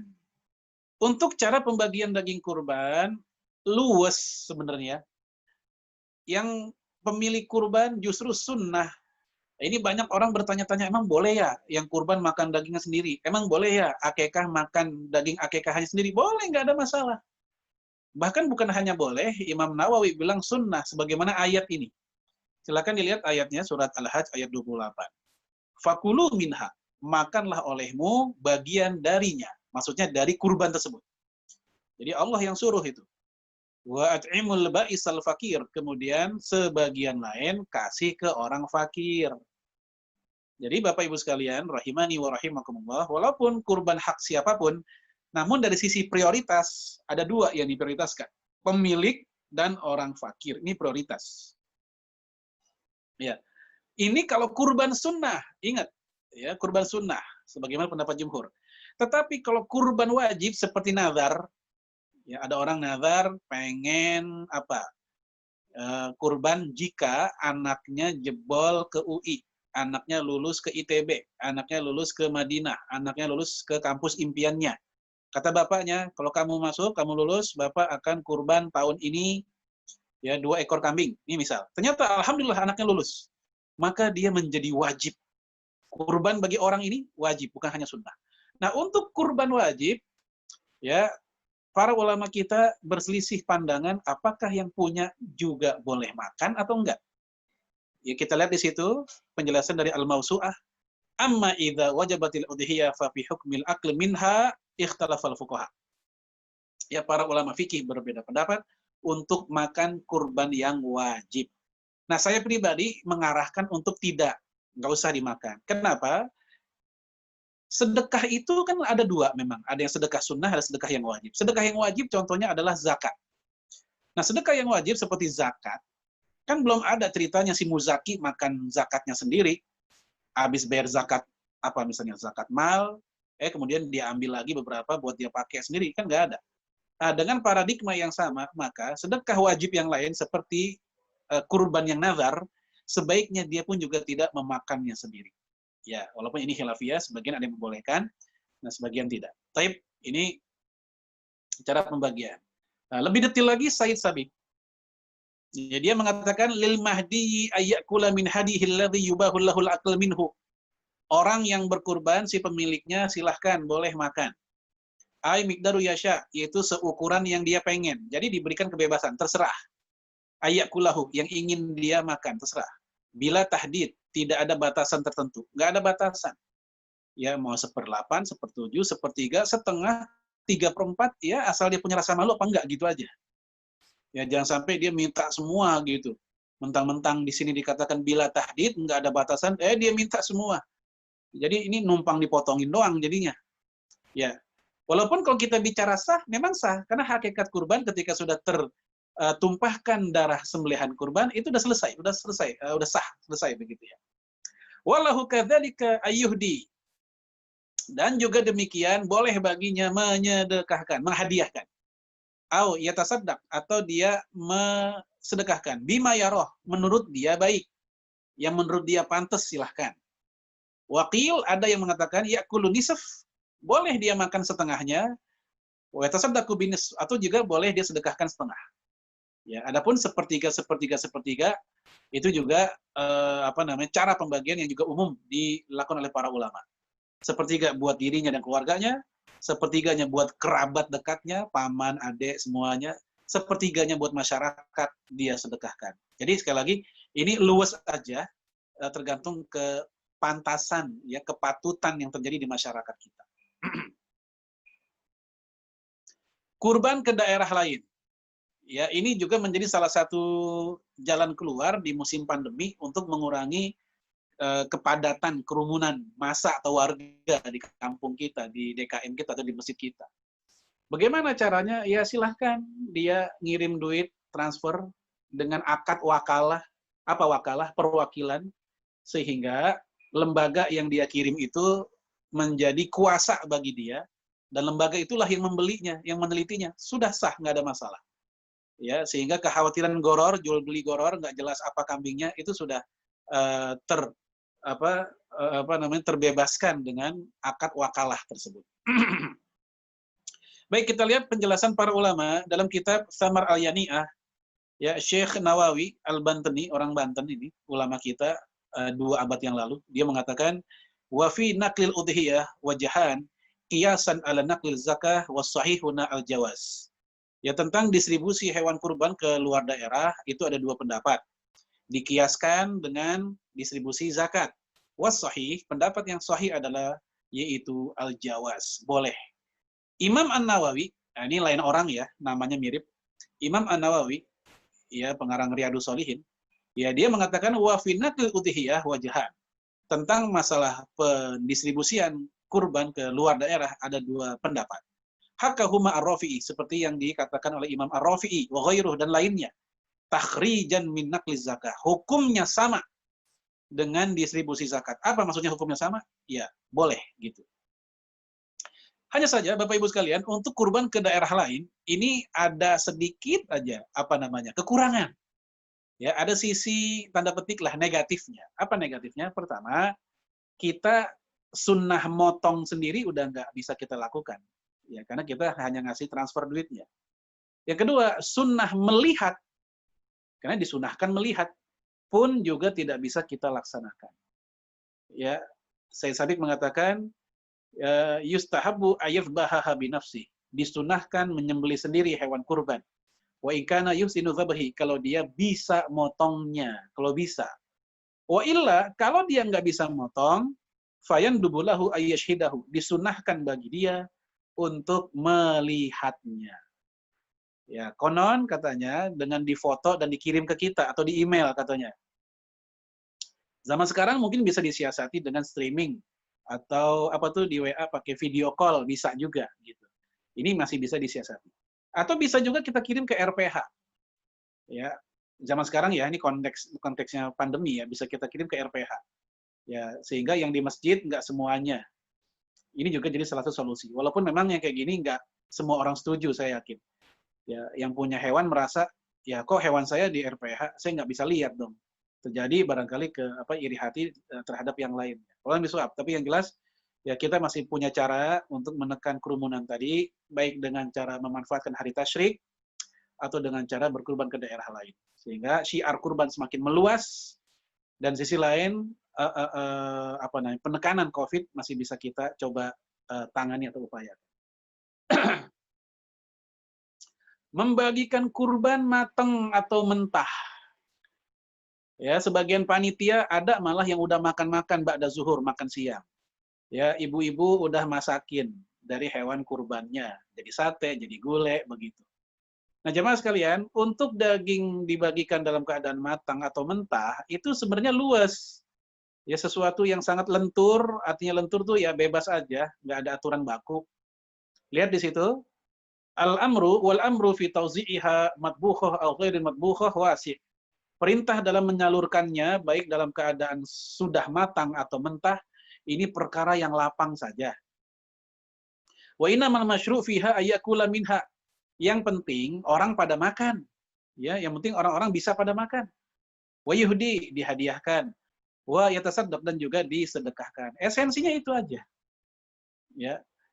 Kemudian dalam rujukan yang lain dalam fatwa Darul Ifta, la mani'a ya man antawazza'a hadhihi al-luhum matbukhah aw ghairu matbukhah. Tidak ada larangan mendistribusikan daging kurban dalam keadaan matang atau mentah. Madama yaqsudu biha al-fuqara, selama tetap nyampe ke tangan fakir miskin. Ya, fa inna fi dzalik ya tahqiqan lima yuradu bi min hadhihi al-udhiyah. Yang penting bisa merealisasi target-target kurban ini. Nyampe ke para fuqara itu.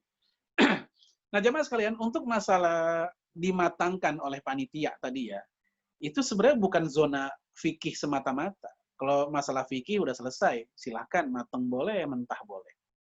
Tapi ini masalah etika dan adab. Ya, lebih tepat pembicaraannya etika dan adab.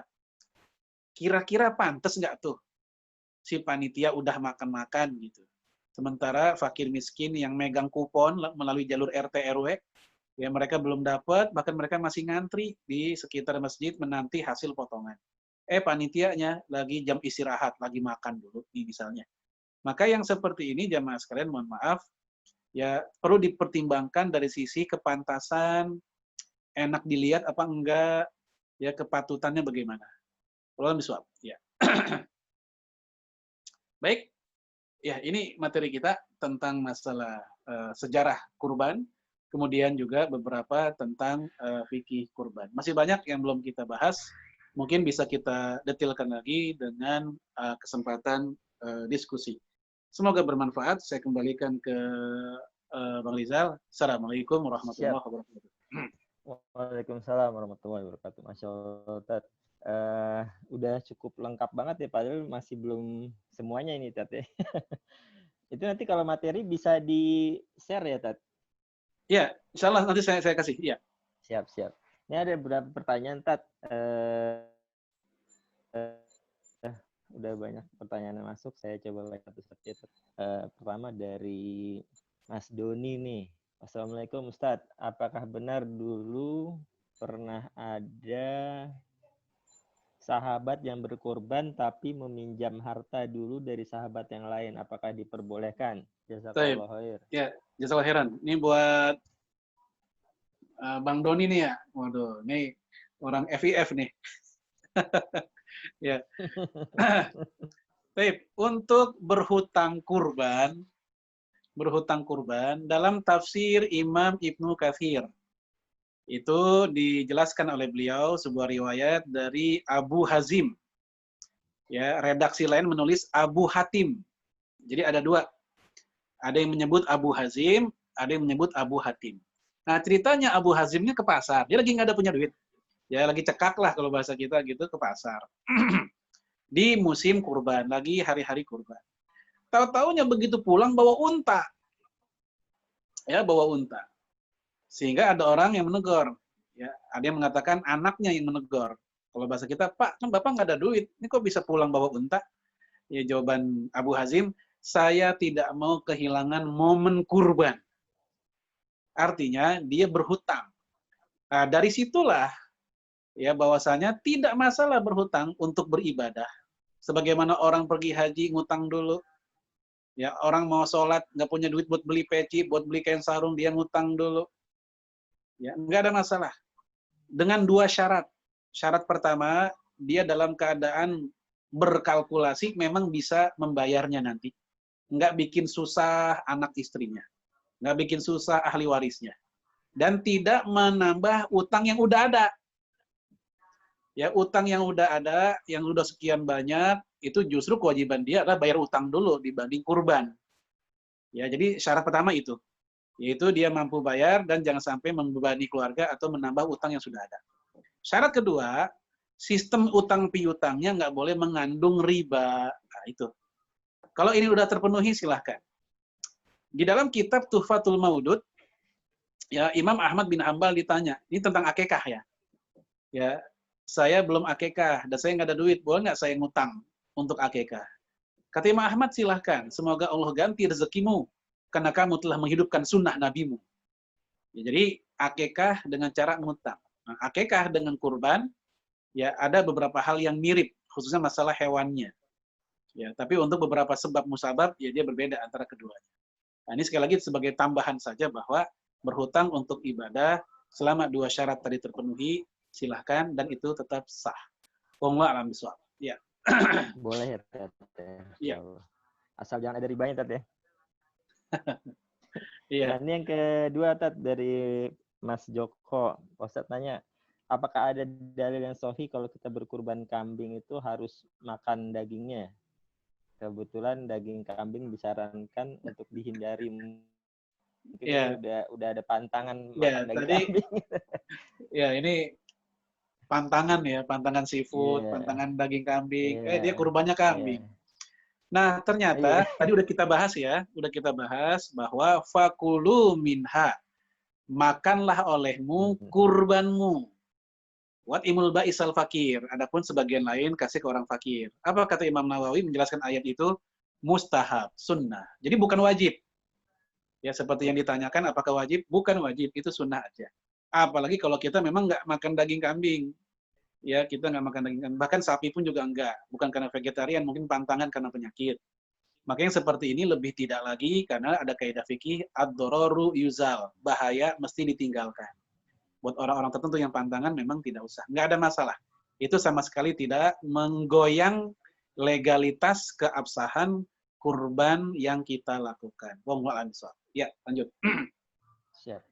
Ini pertanyaan berikutnya. Ustaz, Assalamualaikum Ustaz. Bagaimana jika ada orang tua yang selama ini tidak pernah sanggup membeli hewan kurban, lalu anaknya yang sudah berkeluarga dan sudah beberapa tahun mampu membeli kurban untuk dia dan istri dan anaknya?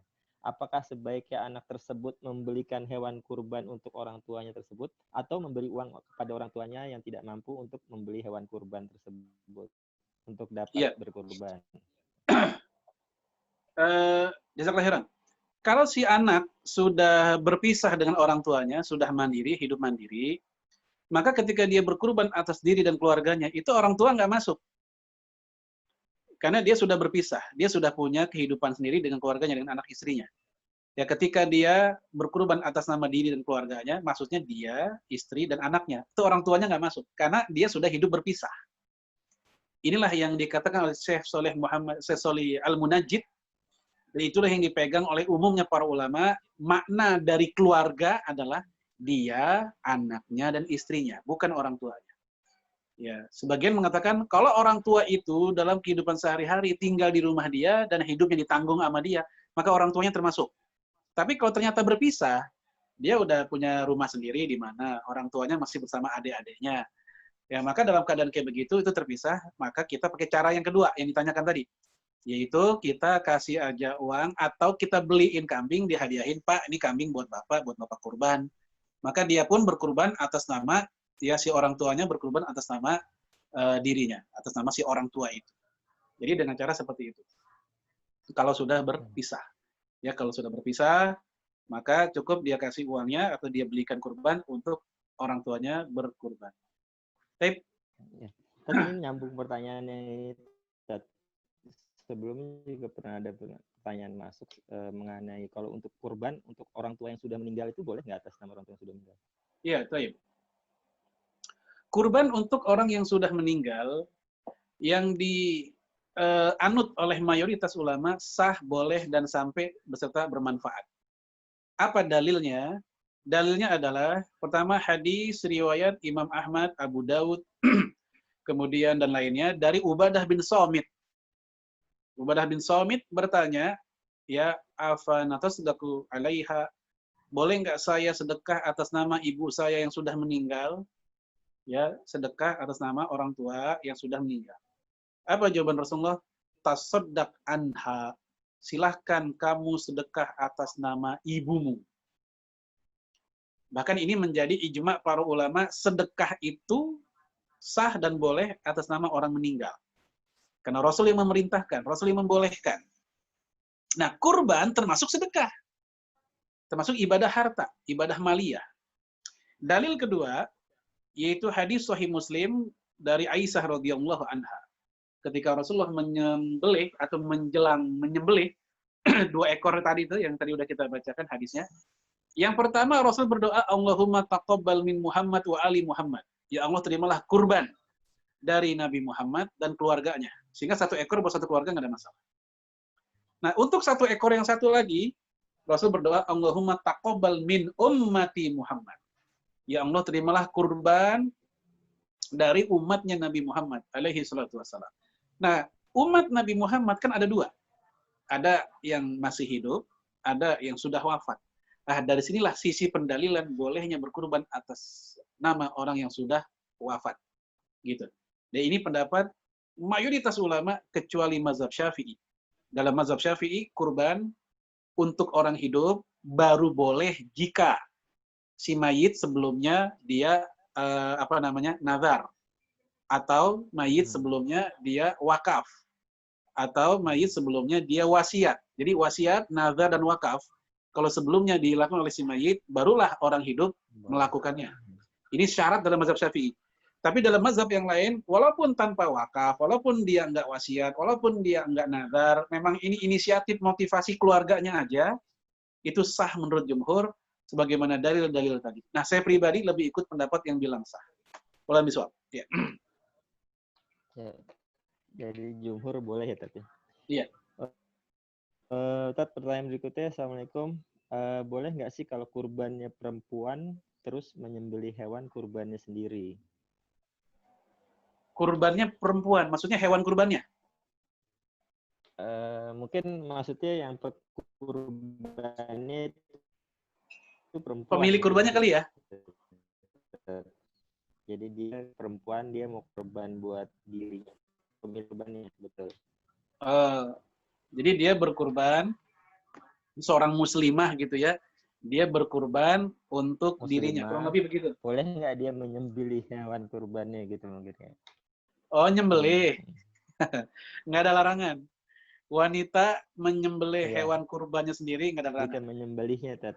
Boleh nggak akhwat tuh boleh, menyembelih sendiri gitu, Tat? Iya, nggak apa-apa. Boleh ya, Tat, ya? Sama sekali nggak larangan dia. Jadi karena kebiasaan aja penyembelihnya laki-laki, ya seolah-olah dalam pikiran kita ya selalu laki-laki. Padahal secara fikih nggak ada masalah. Kira-kira 3 atau 4 tahun lalu saya pernah bikin artikel pendek, karena ada orang nanya juga, apakah boleh perempuan menyembelih kurban? Boleh. Ya, dan itu nggak ada masalah secara fikih sama sekali. Bahkan sebagian salaf ada juga wanita yang melakukan hal tersebut. Zaman sekarang kebanyakan perempuan nggak melakukan karena mungkin takut, ya. Tapi umumnya ya memang laki-laki. Kalau misalnya. Mungkin perempuan yang ini agak beda, Tat. Nah, ini pertanyaan berikutnya, Tat, dari Bang Irfan nih. Kalau kita sudah niat kurban, kemudian kulit di badannya lepas karena digaruk, bagaimana hukumnya? Mungkin tadi sebelum dibahas, cuma mungkin bisa di... Gimana? Gimana? Bagaimana kalau kita sudah niat berkurban, kemudian kulit di badan lepas karena digaruk, bagaimana hukumnya? Ini maksudnya kulit kambingnya atau kulit kita? Saya kurang paham nih. Oh, mungkin kulit kita kali ya, garuk-garuk lecet gitu ya? Kulit orangnya ya? Tadi. Oh, kulit orangnya, betul, kulit orangnya. Jadi maksudnya tadi kan nggak boleh motong rambut, nggak boleh motong kuku, terus tapi nggak sengaja gitu mungkin maksudnya. Yang terlarang di dalam sunnah itu adalah rambut dan kuku. Rambut dan kuku. Ya, azafir itu artinya kuku. Ya, sebagian memang ada yang mengartikan kulit. La yamassa min syarihi wa basyarihi. Basyarihi juga bisa bermakna kulit. Memang betul, ada yang mengartikan itu kulit. Ya, kita ada kulit yang udah mati, kita kelupas sendiri gitu. Namun tadi udah saya sebut, secara hukum mayoritas mengatakan bukan haram. Ya, itu mayoritas itu mengatakan adab atau larangan makruh. Tadi udah saya rinci anatomi perbedaan pendapatnya. Ya, sedikit sekali yang mengatakan haram seperti Imam Ahmad dan seterusnya. Namun sikap kita tetap kita menghindari. Ini karena yang ditanyakan adalah nggak sengaja karena gatel dan lecet gitu. Tentu di mana-mana kalau nggak sengaja itu dimaafkan. Kalau nggak sengaja dimaafkan. Karena Allah sendiri yang bilang dalam surat Al-Baqarah di ayat terakhir, la tu'akhidna in nasina au akhtana. Ya Allah, jangan hukum kami kalau kami bikin kesalahan yang kami tidak sengaja dan kami lupa. Alhamdulillah. Ya. Siap. Ini nambah lagi kita masalah tadi motong rambut itu. Tadi kalau keluarga itu nggak apa-apa ya Tati? Maksudnya yang nggak boleh motong cuma yang si kurban aja, walaupun di atas nama keluarga gitu. Iya. Syekh Utsaimin, Syekh Jibrin mengatakan bahwa larangan tersebut berlaku untuk sohibul kurban. Hanya berlaku untuk si mudhohi. Ya, misal saya yang kurban atas nama keluarga. Maka keluarga nggak dibebani larangan itu. Tapi kalau mau ya ingin ikut berempati, ya silahkan. Nah, boleh-boleh aja dia ikut-ikutan seperti itu, karena salah satu hikmah larangan motong kuku dan rambut itu berempati dengan jamaah haji yang saat mereka sudah ihram kan mereka nggak boleh motong kuku dan rambut tuh. Nah, yang di tanah air pun juga demikian. Itu hikmahnya seperti itu. Ya, jadi kalau si keluarga pengen kayak gitu juga silahkan. Tapi yang lebih ditekankan bukan buat mereka sebenarnya, tapi buat kitanya Kurban yang ya. belum sholat. Ya, Siap, siap. Ini lagi kita ini kalau tadi kan Ustadz bilang daging kurban itu haknya semua orang muslim gitu ya. Kalau iya. memberikan daging kurban ke non muslim gimana Ustadz hukumnya Ustadz? Taib. Nah, untuk non Muslim itu ada 3 pendapat ya. Yang pertama boleh, ini mazhab umum Hambali, Maliki, Hanafi, umumnya boleh. Dalilnya hadis dari Amr bin As dalam riwayat Imam Baihaqi. Jadi ketika beliau jadi gubernur di Mesir, Mesir kan dulu kan Kristen Koptik tuh, penduduk aslinya Kristen Koptik, ya Al-Kiptiyah gitu. Iya, Nah iya. itu dibagi-bagiin tuh hewan kurban. Anaknya Amr bin As itu menanyakan, kalau bahasa kita, Pak, kok itu buat tetangga yang non-muslim? Maka Amr bin As pun mengutip sebuah hadis, hadis Bukhari yang berbunyi, Man kana yu'minu billah wal yaumil akhir falyukrim jarahu. Orang yang beriman kepada Allah dan hari akhir, maka muliakanlah tetangga. Jadi nggak disebut tuh tetangga Islam, tetangga non-Islam, nggak. Pokoknya tetangga aja deh. Walaupun dia non-Muslim, tapi dia tetangga, tetap dihormati dan tetap dia mendapatkannya. Yang kedua mengatakan makruh, makruh, ya karena ini ibadah sebagaimana zakat, maka dia nggak boleh buat yang lain, buat orang Islam saja. Ya, kalaupun mau dikasih silakan, tapi itu makruh. Ini pendapat golongan Malikiyah, sebagian namanya Imam Ad-Dasuki. Yang ketiga, ini pendapat yang paling keras. Justru pendapatnya mazhabnya orang Indonesia, mazhab Syafi'i. Dalam mazhab Syafi'i, mau dia kafir harbi ke, mau dia kafir zimmi, non-muslim, pokoknya non-muslim aja dah, tetap tidak boleh. Ini dalam mazhab Syafi'i. Ya, jadi ada 3 pendapat dalam masalah boleh nggak non-muslim. Nah, saya pribadi ngelihat Syafi'iyah kontemporer, Syafi'iyah zaman sekarang, itu justru kebanyakan ikut pendapat yang membolehkan. Ya, mereka sekarang lebih ikut pendapat yang membolehkan. Karena dari sisi dalil yang kasus Amr bin As tadi, itu cukup kuat. Bahkan sebagian tabi'in itu melakukannya, bukan hanya para sebagian sahabat, tapi para tabi'in juga melakukan. Walau misal. Ya, Ustadz, ada lagi pertanyaan, kalau misalkan suami sekeluarga itu suami kebetulan tidak berpenghasilan, terus istrinya yang membelikan kurbannya, boleh nggak Ustadz untuk keluarga, atas nama keluarga gitu? Iya, hal tersebut bisa disiasati dengan diberikan kepada suami, ya Sedekah gitu ya. diakadkanlah, dihadiahkan kepada suami misalnya, lalu suami pun berkurban atas nama dirinya dan keluarganya, sehingga semuanya ngikut tetap. Ya, karena memang perintahnya kepada kepala rumah tangga sebenarnya. Nah, kita nggak ingkari adanya istri yang penghasilannya lebih stabil dibanding suaminya. Suami nggak ada tabungan, istri punya. Akhirnya dalam keadaan seperti itu, boleh dan bagus bagi si istri ngasih uang ke suami, tolong abang beli kurban atas nama abang dan kita semua. Yang kayak gini sudah sah, nggak ada masalah. Kalau istrinya doang, tandanya untuk dirinya sendiri ya, Tat, nggak boleh untuk keluarganya. Iya, betul.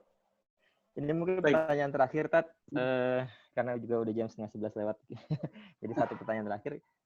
Tadi kan sebutin hewan kurban tuh onta, sapi, ayam. Ayam kambing. Ayam itu boleh nggak, Tat? Karena kalau nggak salah tuh ada hadis yang mengatakan Ibnu Abbas ya, kalau saya Tat, Iya, kurban dengan ayam. betul. Dalam hadis, dia tuh bukan dari Rasul ya, itu hanya ucapan Ibnu Abbas. Jadi itu hanya untuk mentasjid. Tasjid itu memotivasi. Saking pentingnya kurban, sampai-sampai berkurbanlah walaupun dengan ayam, kata Ibnu Abbas. Betul itu, ada hadisnya. Tapi pada kenyataannya belum pernah ada dan nggak pernah dibenarkan berkurban dengan ayam. Itu sama seperti hadis begini, ya bangunlah masjid walaupun sekedar sebesar kandang burung. Kenyataannya belum pernah ada masjid segede kandang burung. Tapi itu hanya memotivasi saking pentingnya ikut membangun masjid. Atau Rasul pernah bilang, taatilah pemimpin, walaupun pemimpin kalian itu ya budak hitam dari Ethiopia, dari Habasyah. Kenyataannya khalifah muslim nggak pernah ada kasus dari budak hitam, nggak pernah ada. Nah, itu maksudnya saking pentingnya kurban, ya walaupun dengan ayam laksanakan. Itu seperti itu. Jadi bukan benar-benar dengan ayam. Waalaikumsalam. Ya. Siap. Terima kasih Ustadz, jazakallahu khair atas ilmunya. Ustadz, mungkin sebelum kita tutup nih, kita udah jam 10:30 juga, mungkin Ustadz bisa kasih penutup sekalian doa buat kita semua, Tat, supaya kajian kita lebih diberkahi Allah. Baik, mari kita akhiri pertemuan kita. Kita berdoa pada siang hari ini atau pagi menjelang siang ini. Kita istighfar dulu. Astagfirullahaladzim. Astagfirullahaladzim min kulli dzambin azim wa natubu ilaih. Hamdan syakirin, hamdan na'imin, hamdan yuafi ni'amahu kafi'u mazidah. Ya Rabbana lakal hamdu kama yanbaghi li jalali wajhikal karim azim sultanik. Allahumma salli wa sallim ala nabiyyina Muhammad wa ala alihi wa sahbihi ajma'in. Allahumma taqabbal minna salatana wa qiyamana wa siyamana wa udhiyatana ya Allah ya Rabbal alamin. Allahumma adfa'anna al-bala wal riba wal zina wal mihan wal fitan wal fahsya wal munkar ma zahara minha wa ma batan fi biladina Indonesia khassa wa fi budanil muslimina amma ya aziz ya ghafar ya Rabbal alamin. Allahumma ighfir lil muslimina wal muslimat wal mu'minina wal mu'minat al ahya'i minhum wal amwat innaka sami'un qaribun mujibud da'wati ya qadiyal hajat. Rabbi ighfir lana wa liwalidina warhamhum kama rabbawna shighara. Rabbana atina fid dunya hasanah wa fil akhirati hasanah wa qina adzabannar. Wa sallallahu ala nabiyyina Muhammadin wa ala alihi wa sahbihi wa sallam.